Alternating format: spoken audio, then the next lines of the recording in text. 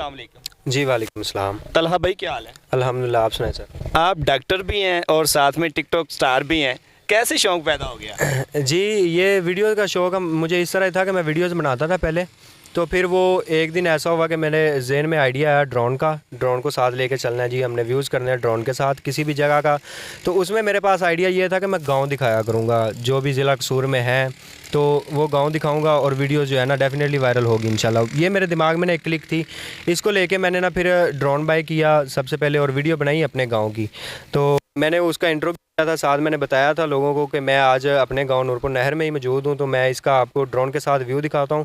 तो वो वीडियो मैंने अपलोड की थी, बहुत ज़्यादा वायरल हुई, बहुत अच्छा लोगों का रिस्पांस आया। और इसके साथ साथ लोगों ने फिर मुझे कमेंट करना शुरू कर दिए, बाकायदा कॉल्स आना शुरू हो गई कि आप हमारे गाँव में आए, इस गाँव में आए। तो इस तरह सिलसिला चलता गया, गाँव में जाता रहा, मैं हर एक में गया हूँ, तकरीबन ज़िला कसूर मैंने सारा घूम लिया है। तो इस तरह फिर वीडियोज़ बनती गई और अल्हम्दुलिल्लाह वायरल होती गई। तलहा भाई देखने वालों को ये भी बताइएगा, पहले तो जो टिकटॉक स्टार थे वो अपने मोबाइल पर शूटिंग करते या कैमरे पर करते, मगर आपने जो मुनफरद चीज़ है ड्रोन से शाट लेते हैं, गाँव को दिखाते हैं, देहाती माहौल दिखाते हैं, ये कैसे ख्याल आ गया? एक पानी वाली टंकी है, उस पर मैं गया था, उस पर मैंने जाके अपने गांव की वीडियो बनाई थी। वो ना एक व्यू बहुत ही अच्छा बना, एक गांव मैं पहचान ही नहीं सका कि ये मेरा ही गांव है। तो इस तरह से वो मेरे दिमाग में आइडिया, फिर उस चीज़ से इंस्पायर होकर मैंने ड्रोन बाय किया और उस पर काम करना शुरू कर दिया। लोगों को ये भी बताइएगा, जो ड्रोन है इसकी कोई इजाज़तनामा लेना पड़ता है उड़ाने के लिए या कोई इजाज़तनामा नहीं इसका? इसके लिए ये है कि आपने पाकिस्तान सिविल एविएशन अथॉरिटी से ड्रोन पायलट परमिट लेना होता है, ठीक है। उसकी आपने एप्लीकेशन देनी है जाके सेंटर में इस्लामाबाद में, तो आपको ड्रोन पायलट परमिट मिल जाता है। उसमें ये होता है कि आपका ड्रोन जो है वो 249 ग्राम तक होना चाहिए, ठीक है। उसका तकरीबन वज़न इतना होता है। अगर इससे ज़्यादा वज़न वाला लेते हैं तो उसमें आपको फिर वेरिफिकेशन देनी पड़ती हैं, सारी चीज़ें। जो मूवी पर्पज़ के लिए यूज़ होता है वो छोटे से छोटा ड्रोन इस्तेमाल होता है जिसका वज़न तकरीबन 1 पाव होता है। तो इसका परमिट होता है, ये लेके उड़ाना चाहिए और इसको बगैर इजाज़त के आपने नहीं उड़ाना होता। और इसमें जो हुकूमत की SOPs हैं वो ये है कि आपने इसको बॉर्डर एरिया में, किसी सरकारी इदारे के गिर्द और ऐसी हसास जगह जहाँ पे हुकूमत ने डिसअलाउ किया हुआ है, आपने उस जगह पे ड्रोन को नहीं उड़ाना।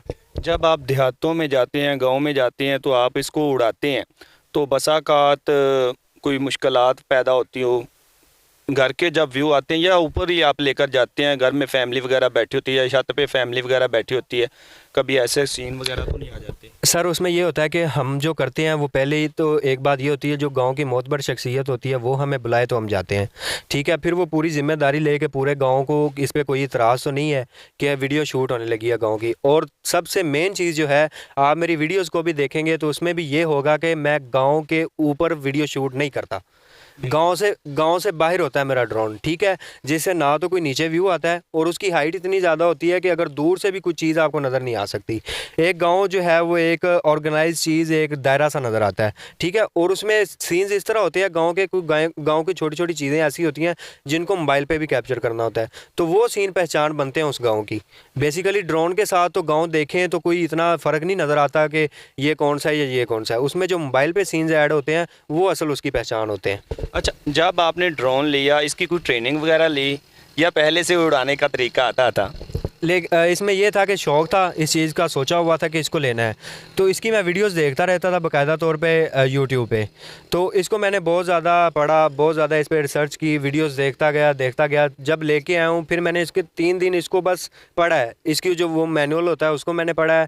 फिर इसके बाद इसको एक एक चीज़ करके इसको ऑन किया, इसकी सेटिंग्स देखी, सारी चीज़ें मुकम्मल करके तीसरे दिन जब मैं इसको लेके आया था, 3 दिन की ट्रेनिंग ऑन माई ऑन, उसके बाद फिर मैंने इसको टेक ऑफ करवाया था। अच्छा, जब दोस्त आपको कॉल करते हैं कि जी मेरे गांव में आ जाएं, मेरे गांव का विज़िट करवाएं, तो कोई दोस्त होंगे जो दूर दराज इलाके में होते हों, वहाँ जाने में कोई दिक्कत होती हो?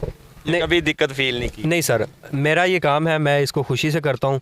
मैं ये ज़रूर होता है कि मैं भाई ये दूर है इलाका मुझसे टाइम बना लें आप, मैं नेक्स्ट संडे को आ जाऊँगा, ठीक है। फिर वो मुझे ये होता है कि मैंने इस दिन जाना है, मैं अपना शेड्यूल उस हिसाब से सेट कर लेता हूँ, लेकिन जाता ज़रूर हूँ मैं। अच्छा, देखने वालों को ये भी बता दीजिएगा, जो ड्रोन है जो आप इस्तेमाल कर रहे हैं, इसकी कीमत तकरीबन क्या होगी? इसकी कीमत अभी जो है तकरीबन 3.5 लाख के राउंड अबाउट है। जो आपने टिकटॉक अकाउंट बनवाया है उस पर आपकी अर्निंग भी हो रही है, तो अभी सिर्फ शौक़ ही पूरा हो रहा है? इसमें एक जो है ये मैं कुदरती तौर पे कह सकता हूँ कि मुझे जब ये मैंने अकाउंट दोबारा रीन्यू किए थे, नए बनाए थे अकाउंट्स, जो पहले मैं सीन्स करता था, पहले वीडियोस मैं दूसरी तरह बनाता था, मोबाइल पे वीडियोग्राफी करता था, अंडर वाटर हो गई या जैसे भी कोई सीन मिल गए मोबाइल पे सिर्फ करता था। लेकिन जब वो अकाउंट मेरे नहीं ना वायरल हुए तो मैंने फिर इसको जो है यूके पे शिफ्ट कर दिया और यूएसए अकाउंट्स पे।